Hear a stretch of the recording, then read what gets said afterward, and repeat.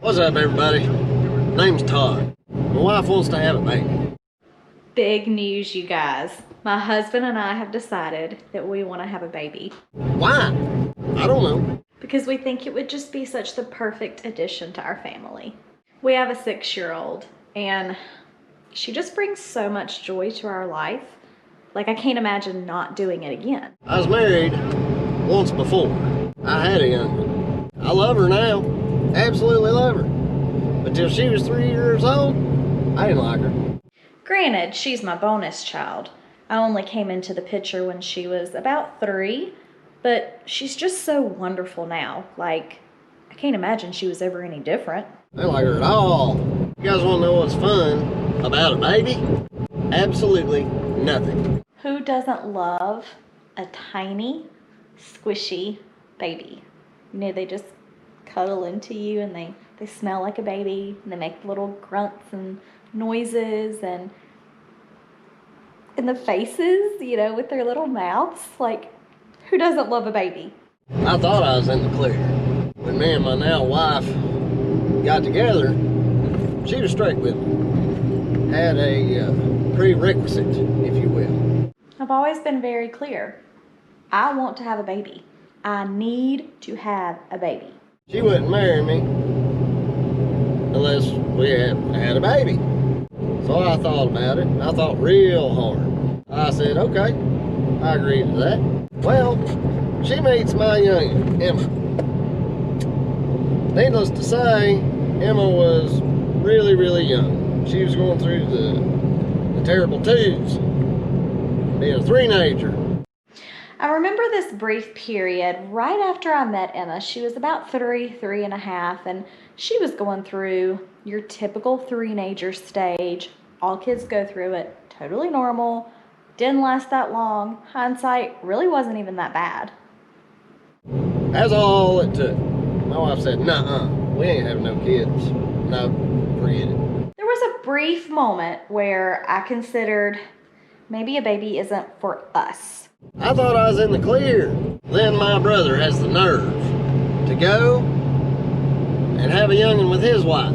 It probably doesn't help that my sister-in-law and also best friend just had a baby. He's so little and tiny and snuggly, and he's the perfect baby. Like, he eats and sleeps, and that's it. I don't think he even has like a messy poop. Didn't even ask me. Didn't consider my feelings and how this would affect me. Of course, my wife and I go to visit new baby, and she just goes all goo-goo over it. Now, my husband likes to say that I'm the one that's baby crazy. Don't get it twisted. We went to go see our new nephew. My husband could not stop talking about this baby for days. James is so sweet. James is such a good baby. James doesn't even cry. James just sleeps. Can you imagine a baby being that good? He was sold on James. I was ruined. I thought I was in the clear. Of course, that's not the reason we want to have a baby. We want to have a baby because we love each other. We have a strong, healthy marriage. We have a beautiful home. We have a happy, healthy, thriving 6-year-old. We want to add to our family. Makes me sick. I've had a baby. I lived that life. I didn't like it. I find some comfort in knowing that my husband has been through this before, and while it'll be our first time together and that will be special, I know that he's prepared in ways that I'm not, and he is going to be like a rock for me to help us get through this new transition. You guys who have come to watch this video because your wife wants to have a baby, you want to hear what it's like. So, moms, expectant, new, thinking about it, join us along in this journey, because I'm going to share all of the wonderful experiences from trying to conceive, finding out we're pregnant, God willing, pregnancy, newborn, postpartum. We're going to share it all. And I'm going to be raw and real, and you're going to get to see how wonderful and beautiful it really is. Well, I'll tell you what it's like. You have not been tired till you stayed up for weeks with very little sleep. Most babies sleep maybe 2 hours at a time. Do you know some people can't just fall asleep? I know there's going to be struggles. Everyone talks about the sleep deprivation. I get it. Babies are up a lot. They eat, they poop, all that stuff. Luckily, my husband can sleep anywhere. It just don't work that way. I've been an over-the-road truck driver. It wasn't nothing to be awake 24, 36 hours at a time. I would have liked to have went back to that life while my youngin' was a newborn to get some rest. So I know he's going to be a huge help with those nighttime feedings, diaper changes, blowouts, change the crib, you know, the terror stories that you hear about. He's got it. Like, he's done this before. He has high energy, like over the top energy. Unlike me, I need naps. He's going to be the one that carries us through those long nights, and I just know it. You have not been tired until you've stayed up with the baby. And there's nothing more aggravating than this thing screaming as loud as it can at you. And you've done absolutely everything you know it needs. You have fed it, you have burped it, you have changed its diaper, you've wiped its nasty little butt, and you probably had to clean yourself up because it had a blowout all over you. There's nothing like, in my opinion, knowing that you are everything for this baby. You supply their food, you take care of them, you're their comfort. You do all of these things, and you know you have met their needs, you have satisfied their needs, and they're content and they're happy, and it's because of you. Now, isn't that beautiful? You fellas, just get it out of your mind that you're going to be just sitting around holding this baby, and it's going to be making cute little noises and grunts. When it makes that cute little grunt, you better be ready for something. Or it makes that little smile, it ain't smiling. It's about to do something.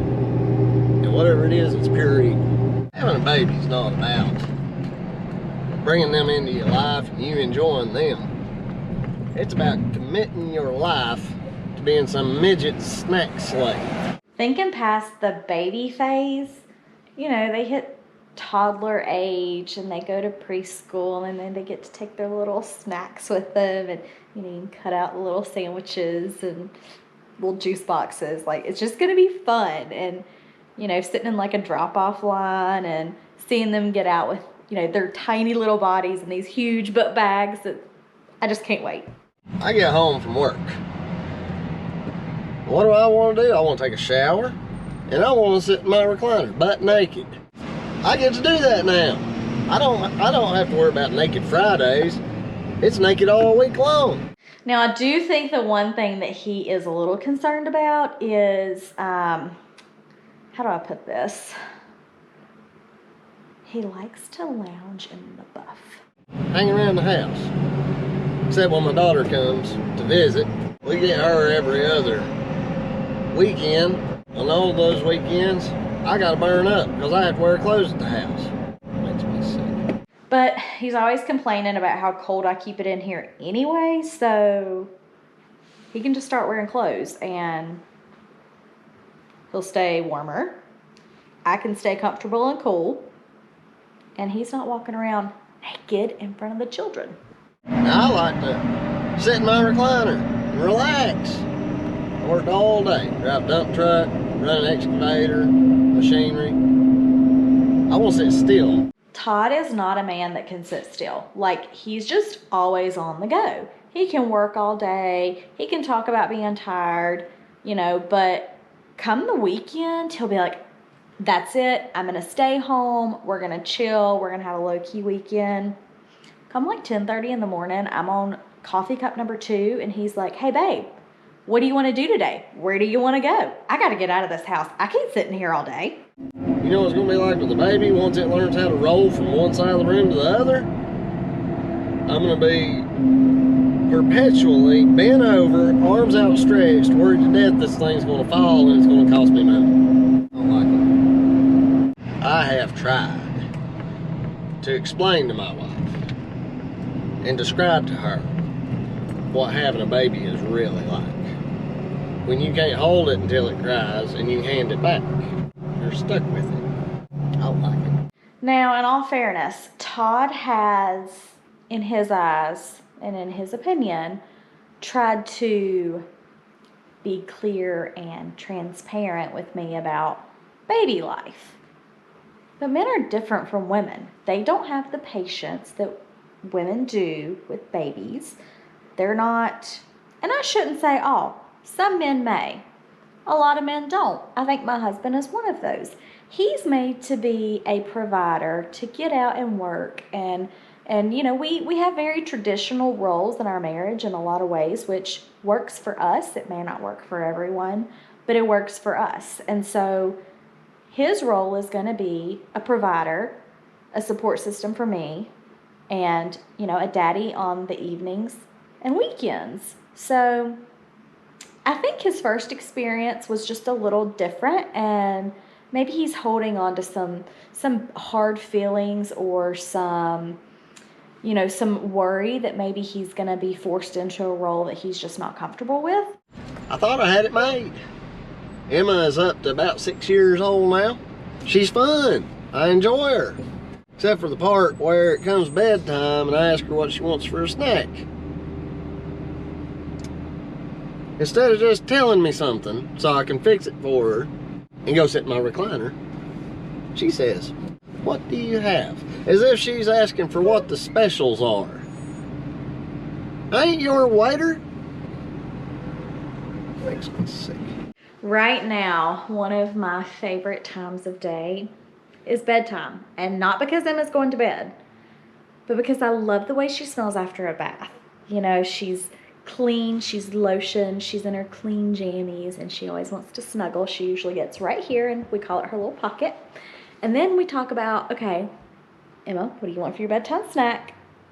She always ends up eating the same thing, but, you know, she likes to know what her options are, which I feel you, girl. You want to know what's in the fridge, what's in the pantry? Let's go check it out. We go in there every night, check out what she wants. We have our little nighttime snack together, and sometimes we even convince Daddy to come join us. And the best is when we all sit in the kitchen floor and eat our snacks together. I'm 37 years old. I don't have the energy for this. Probably gonna kill me. I'm sure of it. You know, sometimes we just hope our youngins do something wrong, make us mad, so we can send them to the room just so we can get some peace and quiet for 10 minutes. That's the truth. This hillbilly ain't gonna sugarcoat nothing. I'm gonna tell you guys exactly like it is. So, now that you know we want to have a baby, we are taking steps to get to where we can start trying to conceive. We're going to share all of that with you starting in our next video, so make sure that you subscribe, turn your notifications on. You don't want to miss this. We're going to share it all. Good, bad, ugly, but let's be real. It's all going to be great. Hey, honey. Hey, baby. Welcome home. It's good to be home. How was your day? Great. Guess what I just did? What'd you just do? I just told all our viewers about our big news. What big You news? know, the baby. Oh, yeah, the baby I know. that we're going to have. Yeah. I was telling them, you know, how excited we are, and, you know, that we're going to start trying soon. Yeah. You know, they'll find out all of that in the next video, obviously, but I was just telling them how excited we are. Oh, yeah. It's going to be great. Yeah.